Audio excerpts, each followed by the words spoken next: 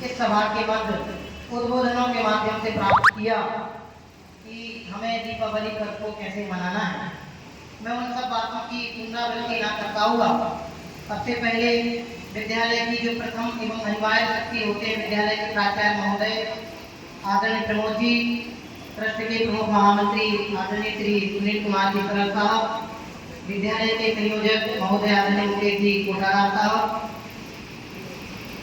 आदरणीय प्रियंका दीदी, अमिता मैम और समस्त अध्यापक अध्यापिकाएं एवं प्यारे बालक बालिकाओं, आप सभी को बहुत बहुत धन्यवाद कि आप सभी ने मुझे सुनने का फिर से एक बार थोड़ा सा साहस किया। भाषणबाजी अभी रतलाम में थे तो बोले सर भाषणों से क्या होता है। मैंने कहा भाषणों से कुछ नहीं होता है, बस होता है अपनी सोच से होता है। आप जैसा सोचेंगे वैसा कर जाएंगे। अभी बात कर रहे थे भगवान श्री राम की, तो मैं राम को ही लेकर के एक दो बातें कह के अपने स्थान पर ग्रहण करूंगा कि अब तलक है राम पर। थोड़ी ताली बजा दो, दो बात कह के राम ले लूंगा।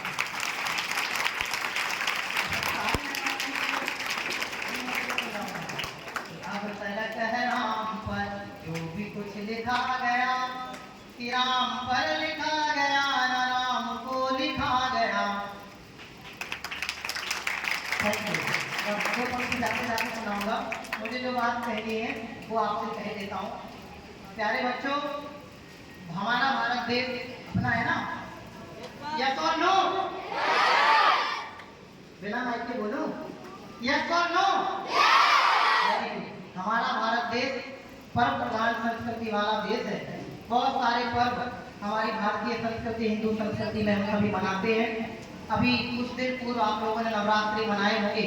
हमारे राजस्थान में क्योंकि गुजरात से समर्पित संस्कृति वहाँ शामिल है, तो गरबों का बहुत सुंदर तरीके से आयोजन होता है। मध्य प्रदेश में तो पोषण होते होते प्रचलन में आ गया, तो आप लोगों ने नवरात्रि को हर्षोल्लास के साथ मनाए। नवरात्रि के बाद ये हो गया, कहाँ पहुँच गया? अफगानिस्तान पहुँच गया। जगाओ है तो हाँ, ताली बजाओ मेरे भारत के लिए। हाँ, तो उसके बाद एक पर्व आप सभी और मनाया, मनवीर पर्व, जिसका नाम है दशहरा। दशहरा क्यों मनाते हैं उसको मुझे ज़्यादा बात नहीं करनी है। अभी आप में से किसी ने बोला था कि बुराई पर अच्छाई की जीत, या अच्छाई पर बुराई की जीत, क्या सही है? अच्छाई पर बुराई की, मेरे सुनने में थोड़ा प्रॉब्लम है तो डिस्टर्ब हो गया। अच्छाई पर नहीं, बुराई पर अच्छाई की जीत, ऐसे दृष्टिकोण से हम दशहरे पर्व को मनाते हैं, जिसे विजयादशमी भी कहा जाता है। उसके बाद दीपावली को भी बहुत अच्छे सुंदर तरीके से मनाया जाता है। आप लोग मनाते हैं कि नहीं मनाते हैं? हाँ, विवेक कौन पीछे मनाते हो कि नहीं मनाते हो? Yes, very good. एक बार विवेक के लिए जोरदार तालियां। यस, मेरा आपसे इतना सा कहना है, दीपावली आप सब मनाते हैं, हम भी मनाते हैं। सारे देश में सभी जितने भारतवासी अपनी अपनी संस्कृति, अपनी अपनी सभ्यता, अपनी अपनी सोच, अपनी अपनी समझ के आधार से सब लोग प्रत्येक पर्व को मनाने का प्रयास करते हैं। हम भी अपने दृष्टिकोण से अपने श्रेष्ठ पर्व को मनाएंगे, लेकिन वर्तमान में इस पर्व के साथ साथ कुछ से मतलब गंदी बातों ने प्रवेश कर लिया है, जिसके कारण से हम राम को तो मना नहीं सकते, रावण को भी मनाने में नाकामयाब हो। मैं थोड़ा सा हटके बात कर रहा हूँ।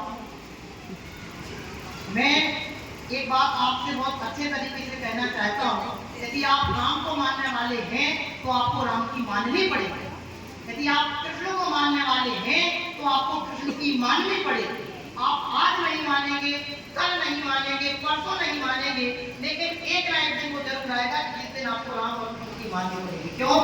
क्योंकि आप अपने देश में नहीं रहते हो, आप राम के देश में रहते हो, कृष्ण के देश में रहते हो, महावीर के देश में रहते हो, गौतम बुद्ध के देश में रहते हो, रामायण की रचना करने वाले आदि कवि वाल्मीकि के देश में रहते हो, जिन्होंने रामचरितमानस जैसे ग्रंथ की रचना कर दिया, तुलसीदास के देश में रहते हो। जब आप इन सबके देश में रहते हो तो आपको थोड़ी थोड़ी इनकी माननी पड़ेगी। जब तक आप इनकी नहीं मानोगे तब तक आप अच्छे बने नहीं सकते। आज के पेपर में बहुत अच्छा क्वेश्चन आया, यदि आपको अच्छा बनना है तो आपको कुछ अच्छी शुरुआत करनी पड़ेगी। दीपावली पर्व से आपको एक छोटी सी बात सीखनी है। आप सबने कहा पटाखे फोड़ते हैं, फोड़ते भी होंगे, लेकिन बहुत सारे बच्चे नहीं फोड़ते, पहले से ही नहीं फोड़ते। मैं क्यों कहूँ कि फोड़ते हैं? बहुत सारे बच्चे पहले से ही इन सब चीजों को पसंद नहीं करते हैं, तो मैं क्यों कहूँ कि आप ऐसा नहीं कहो। मैं तो आपसे इतना कहता हूँ, जो नहीं करते हैं उनके लिए बहुत बहुत बहुत धन्यवाद। और थोड़ा बहुत मनोरंजन के लिए भी करते हैं, तो वो उसमें थोड़ा सा सुधार करें। कैसा सुधार करें? आप 100 रुपए के भी पटाखे लेते हैं, मुकेश जी भाई साहब, आप 100 रुपए के भी पटाखे लेते हैं, तो आप 50 रुपए के लें। 50 के लेते हैं तो 20 के लें, 20 के लेते हैं तो 10 के लें, 10 के लेते हैं तो 2 के लें, जो कि मार्केट में वैल्यू जरूर नहीं है, लेकिन थोड़ा थोड़ा कम करें। जितना आप कम करेंगे उतना सुधार आपका होगा।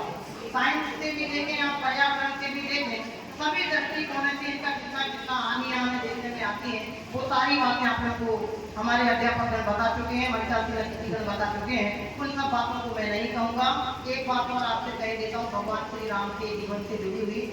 जब राम 14 वर्ष का वनवास प्राप्त हुआ राम को, तो राम के पिताजी ने उनसे बड़ी करुणा बुद्धि पूर्वक कहा, मतलब रोते हुए ढंग में कहा कि बहुत बड़ी मिस्टेक हो गई, बहुत बड़ी गलती हो गई। जहाँ राज्याभिषेक होना था वहाँ आपको 14 वर्ष का वनवास दिया, आप हमें क्षमा कर दो।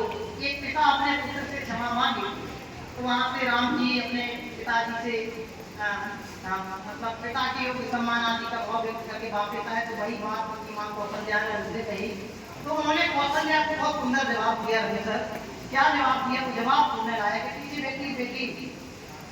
बेटी क्या नाम बोल दिया, जो भी है, तो वो माँ को उन्होंने एक बहुत सुंदर जवाब दिया।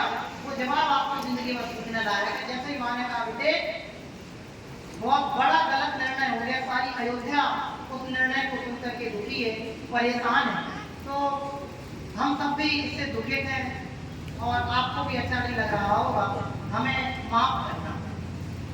तो राम जी ने अपनी माँ कौशल्या के लिए बहुत सुंदर बात कही, और वो बात जो कही वो आप लोग जीवन भर ध्यान रखें, तो आप सबको बहुत एक श्रेष्ठ प्रेरणा और एक श्रेष्ठ सम्मान अपनी लाइफ मैनेजमेंट के लिए प्राप्त होगा।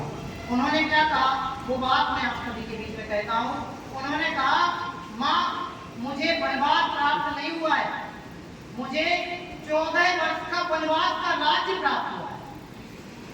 अब आप देखो इस बात में कितना बड़ा दम है, कितना बड़ा वजूद है। उनके एक छोटे से पॉजिटिव दृष्टिकोण है, उनको राम से भगवान राम बनाते हैं, उनको एक राजकुमार राम से मर्यादा पुरुषोत्तम श्री राम बना दिया। हमें आप सबको अपनी लाइफ में वही फॉर्मूले सीखने।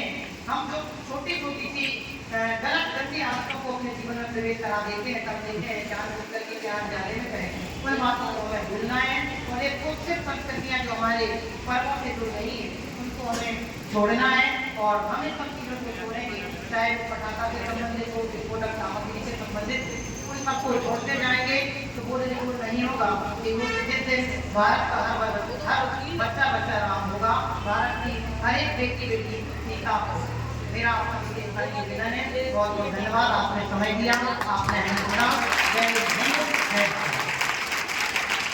हाँ, मैं भूल गया था, क्षमा चाहता हूँ। आदरणीय मुकेश जी और आदरणीय दीदी सर मैम और अध्यापक अध्यापिकाएं विराजमान है, और बहुत सुंदर ऐसा सभा का आयोजन अभी हमने अपने नंदीश्वर विद्यालय चित्रमार्ग में लिखा चल रहा है। और आज के इस कार्यक्रम को बहुत सारे लोग जो हमें अभी वर्तमान में फॉलो कर रहे हैं, उन तक तो ये संदेश जाएगा ही जाएगा, और आपके भी सोशल मीडिया के माध्यम से संपूर्ण देश में यह संदेश जाएगा। जैन फोकस टीवी के माध्यम से भी आप तक कुछ समय में संदेश प्राप्त हो जाएगा। तमाम सारे जगह सारी चीज़ों का एक सुखद संदेश आपके विद्यालय से जाएगा, और देश को एक श्रेष्ठ और देश के तमाम विद्यालयों को एक संदेश प्राप्त होगा कि विद्यालयों में जिस तरह की गतिविधियों को भी हमें समन्वित करना चाहिए, जिससे विद्यार्थियों का सर्वांगीण विकास हो सके।